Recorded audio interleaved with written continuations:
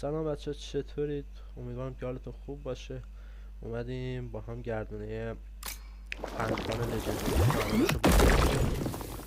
ممنون میشم که از من حمایت کنید، ویدیو رو لایک کنید، چنل هم سابسکرایب کنید.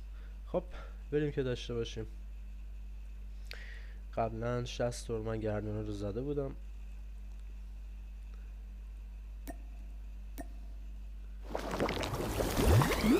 چی بهمون میده؟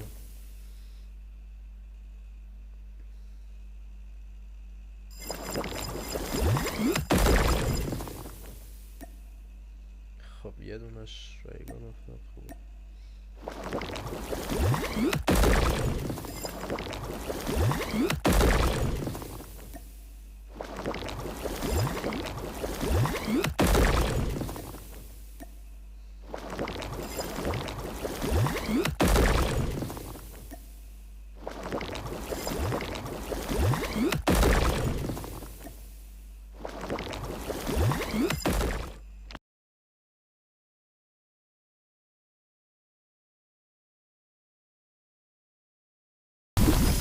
به به به به.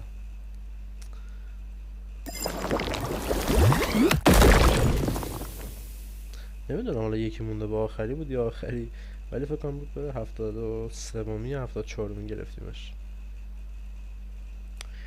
خب بریم که با هم تستش بکنیم ببینیم چجوری است.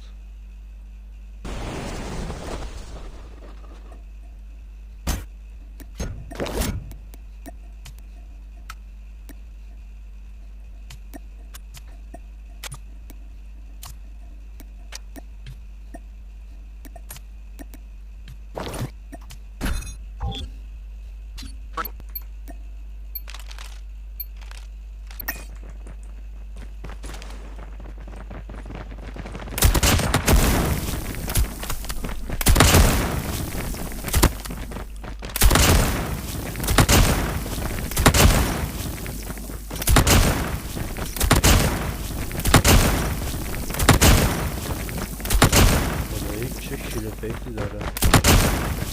اسم هم خودگان خیلی خوشگله، هم کیل افکتش.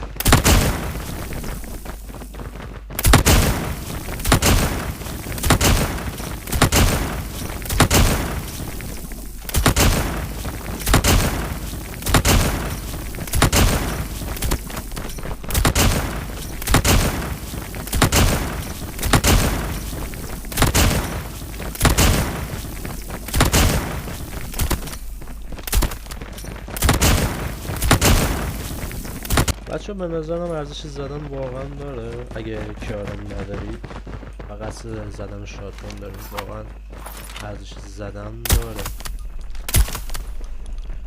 خب مرسی که تا اینجای ویدیو با ما همراه بودید. خدا نگهدار.